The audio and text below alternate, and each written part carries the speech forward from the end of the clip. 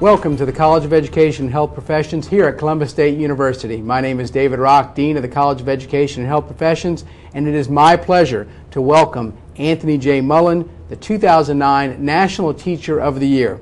Welcome, Anthony. It's a pleasure to have you here. Thank you, Dean. It's certainly a pleasure to be here, and it's certainly a pleasure to be in Georgia and to be able to speak with the wonderful students of Columbus State University.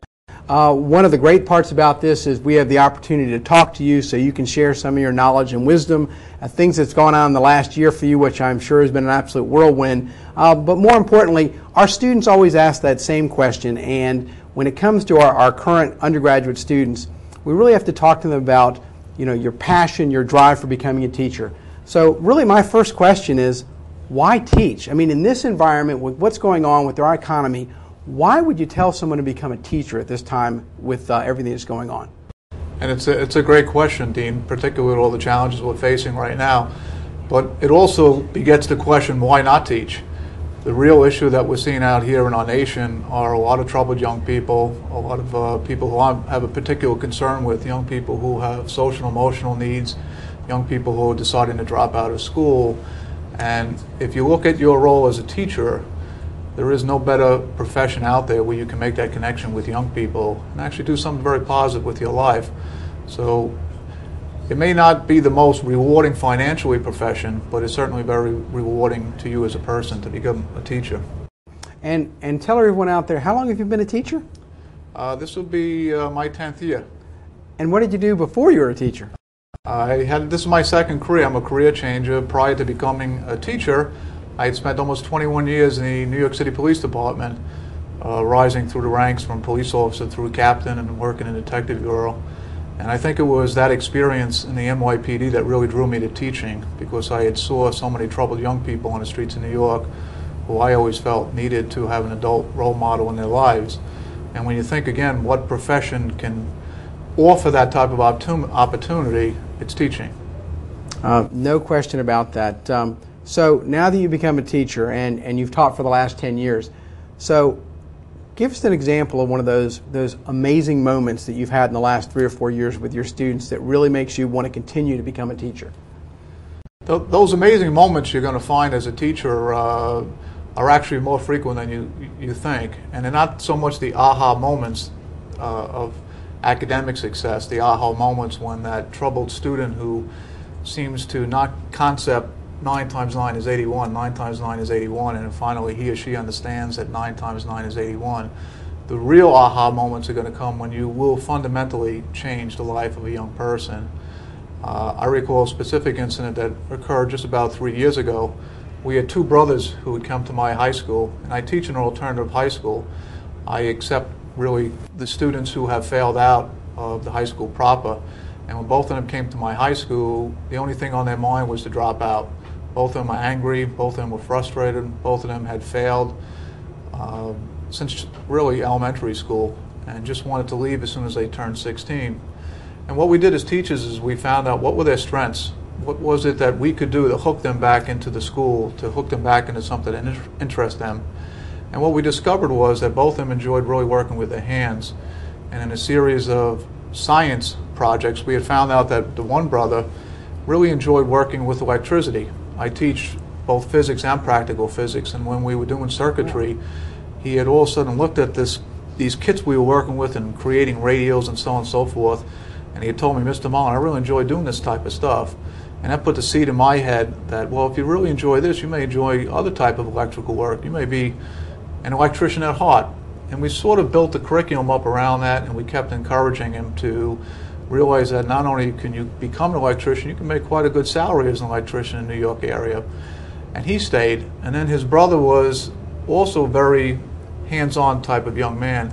And what he really enjoyed doing was taking apart motors and taking apart engines.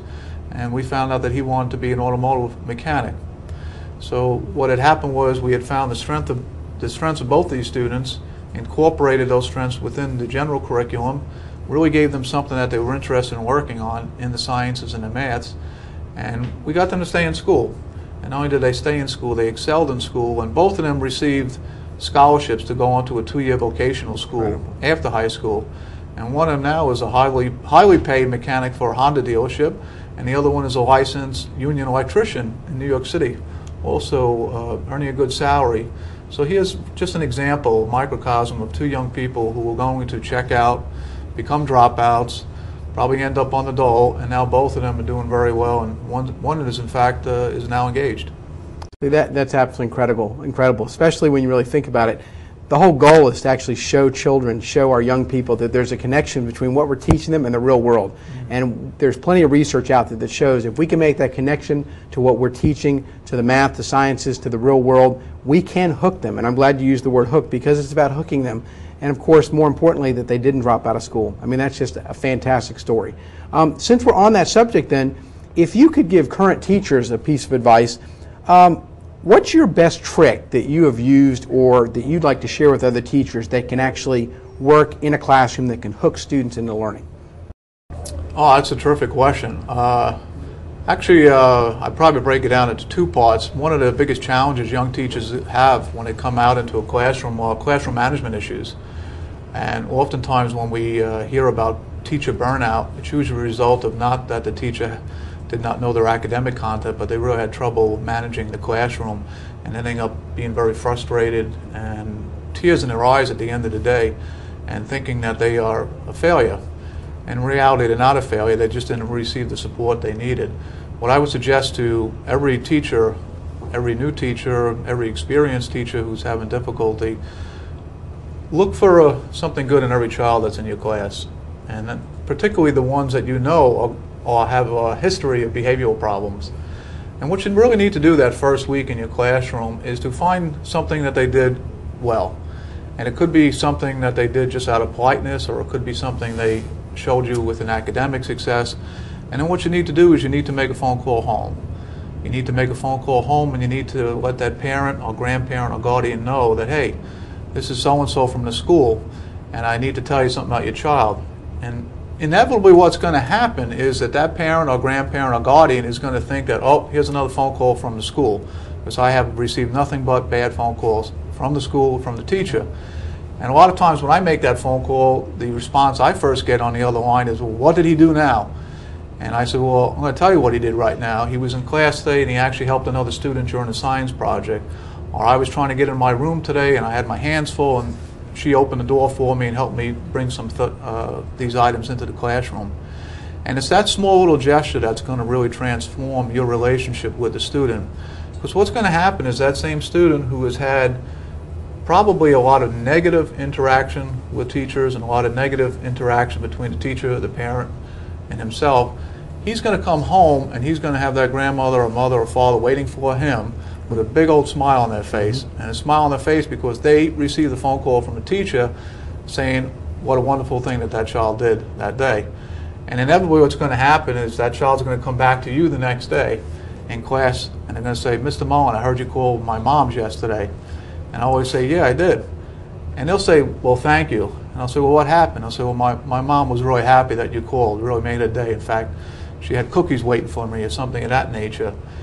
And I smile because I know it's affecting their self-esteem, but then we also kid a little bit because they say, well, that's good. I says, you know what?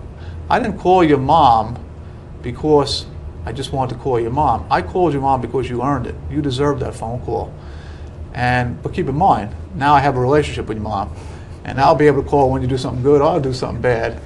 And we usually get a laugh out of that, but what it does is it kind of breaks that barrier down and they realize that you do care about them, that you are looking for their strengths. So again, with that first week of school, take time out in the afternoon or the early evening, make that phone call at home and let that parent know that you saw something really good in that child that day. And it's going to trigger out it's going to trigger a whole different relationship you're going to have with that child throughout the semester. I mean, that is absolutely great advice. I mean, there's no question about it. That's one of our difficulties, that especially whether it's the principal or the teacher, children think they've done something wrong when they get called, or the principal wants to talk to them, or a teacher wants to talk to them about after school. And we really should focus on those great things that they do. Make sure the parents know about the great things that they do, even if it's sending a note home, sending an email to mom or dad, or someone to say, here's the great thing your child did. And it does. It opens up those communications, because we do know that parental involvement, interaction between the parent and the the teacher is one of the most effective ways that we can get our children involved, and not only that, increase academic achievement in the classroom and get the classroom management issue under control in your classroom. Oh, absolutely. Absolutely. Another good question for you. You know, we're talking about our new teachers, and this is something that we deal with a lot here. We've got many, many new teachers, some juniors and seniors that are getting ready to do some of their field experiences. Some of the seniors will be going out for student teaching really soon. Some are currently student teaching. If you could give one piece of advice, just one, to someone who is thinking about becoming a teacher, I mean, in the back of their mind they've thought, you know, maybe that's something I want to do with my life, what would be that one piece of advice you would give them? For people who are right now in the schools of education, or people considering going to education? Both, actually both. Okay. For the people who are in schools of education right now, particularly if they're in usually in junior and senior year where they're going out to do internships, you'll be going out into schools, and one of the things you're going to want to do when you go out to those schools is you are going to seek the best teachers in that school. You want to ask, you want to find out who are the better teachers in that school, and you will find that information out. And the reason I say that is because then you want to actually get into their classrooms. You want to meet with those teachers. The very best teachers in the school love working with young teachers, soon-to-be teachers. And I did this myself when I did my student teaching. I went into a middle school first to teach for a year, and I made it a point to find out who the best teachers were in there. And they were all different disciplines: art, science, math, English, and so forth. And I actually asked those teachers if I can just sit in the back of their room and observe, because I knew of their reputations. And they all welcomed me into their room, and I learned so much. So you may have to take the initiative. Now, they're going to come looking for you. You will have to take the initiative. But when you approach a teacher, a senior teacher who's got a great reputation, and you let them know that you are looking to emulate what they're doing, you are looking to learn from them, that's the greatest compliment you could pay to a teacher. And that teacher will welcome you into their classroom. So that's my advice I would give to you as you begin your internship. For those who are undecided majors and who are considering maybe whether they should go into education, or maybe they should go into accounting, or maybe they should go into engineering, you're going to have to ask yourself the question is, do you want a job where every day it's going to be different? Do you want a job that every day it will challenge you? Do you want a job every day where you can fundamentally change the life of a young person? If you can answer yes to those three questions, then education is the field that you should be in. It's the field that we need you to be in, because right now we don't have enough quality teachers who have that type of passion that you have, that you're going to bring to the classroom. We need you to come to the classroom. We need you to bring that passion. We need you to work with these type of students. The type of students that I'm talking about are the type of students that have not found success, have been challenged academically, have a lot of social, emotional issues going in their lives. They need caring, compassionate people to come into their lives. They need you to be their mentor. Tony, that is fantastic advice. We are here with the 2009 National Teacher of the Year, Tony Mullen, and we'll be right back after a short break. Recording studio in Jordan Hall. You're watching COEHP TV from the campus of Columbus State University.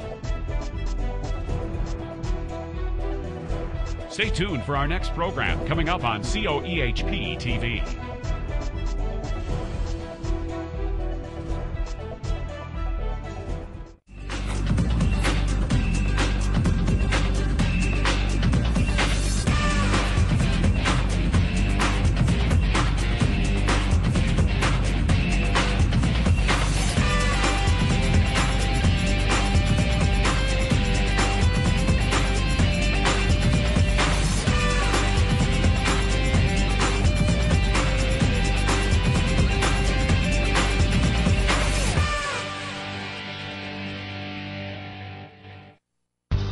Columbus State University is moving, growing, changing at a rapid pace. It's all here with the people, with the facilities that are truly among the best in the world. From academics to athletics to campus life. Come be a part of this great place.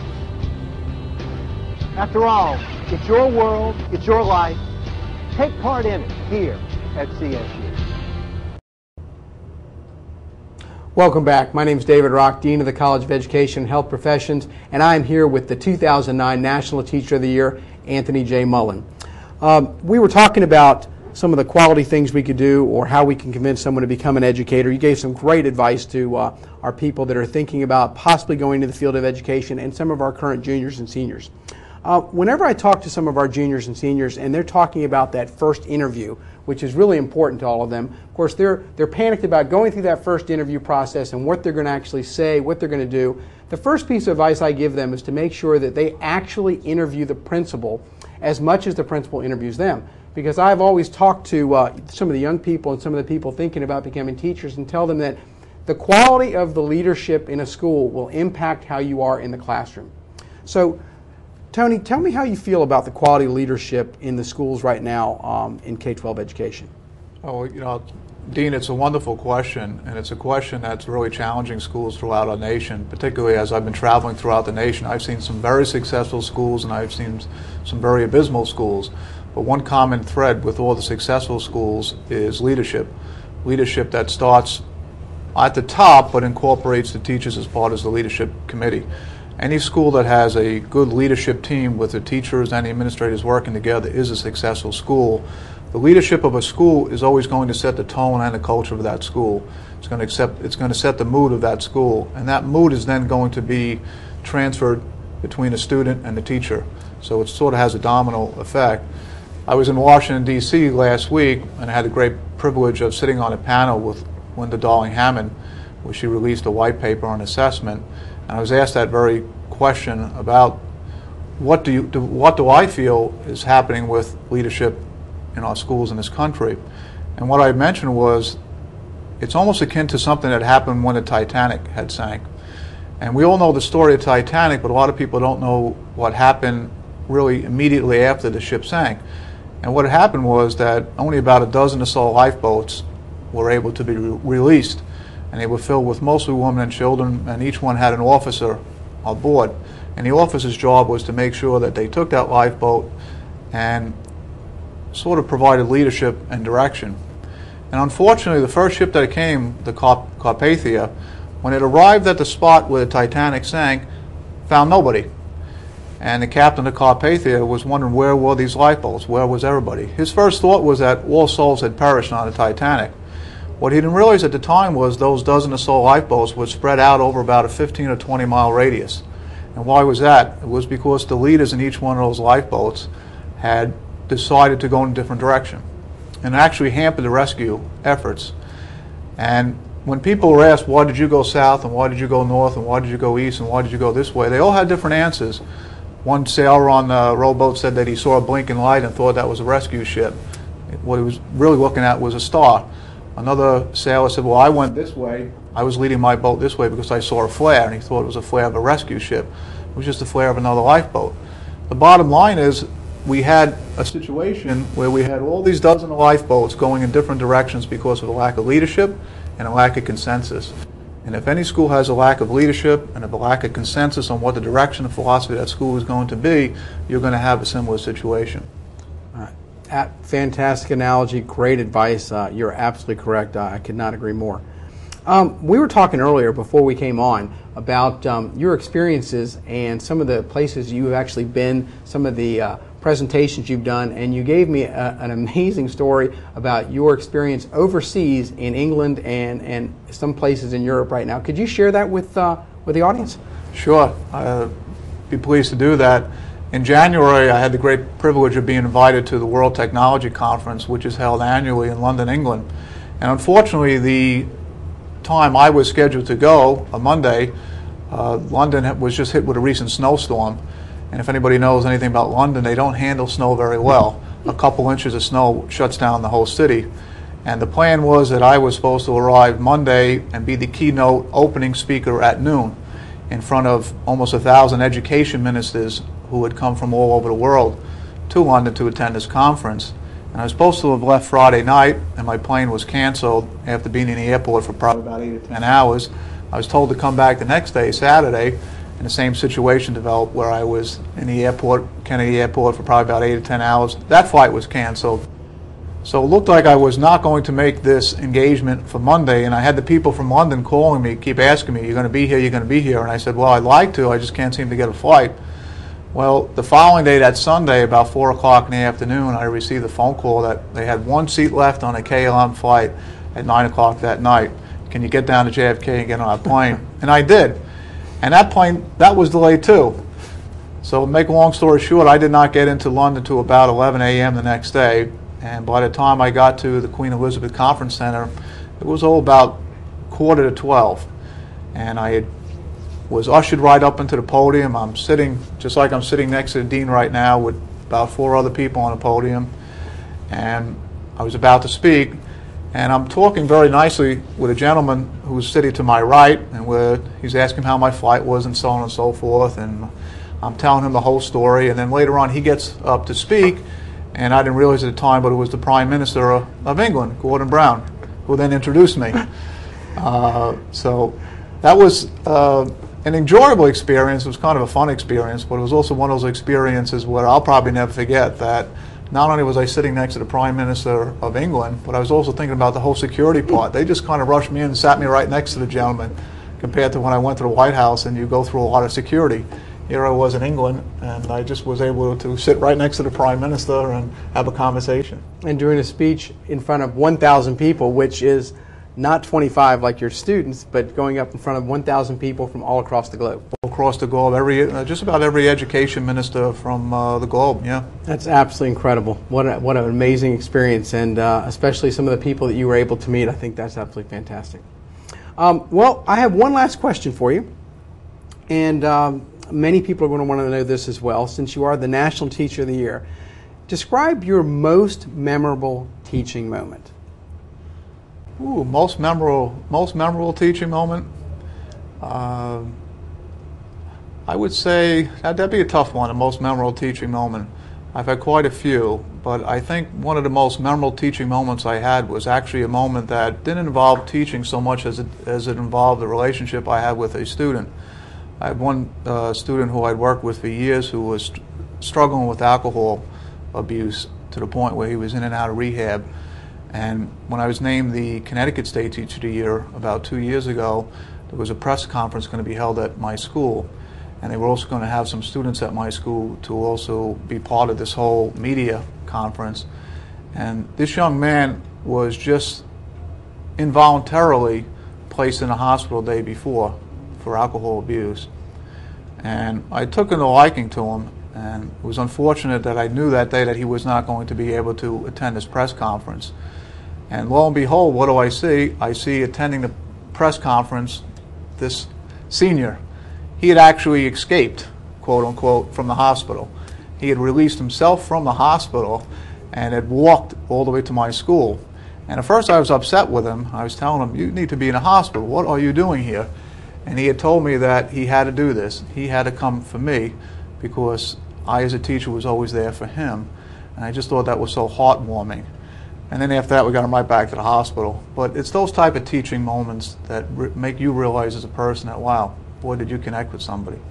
And I think that's really important for teachers to realize, and sometimes that they don't, that you really do make a tremendous impact on a young person's life. And we sometimes don't know how much of an impact we actually make. But it's those moments when they actually go out of their way to be there for us as well. And I think that's just absolutely incredible. Well, I truly appreciate this time with you. I know you have a very busy schedule. I know it's been a very busy year for you, and you said your term is from May to May. And I really appreciate that you could come out here and talk with me, and hopefully all of our students can see this. But again, thank you for everything you do. Thank you for all that you've done for our students and also for education across the entire United States. Well, thank you, Dean. It's certainly an honor and privilege for me to be here today, and I wish all the students here success in their lives as teachers. Thank you. Thank you very much for joining us. Again, this is the 2009 National Teacher of the Year, Anthony J. Mullen, here at the College of Education and Health Professions at Columbus State University.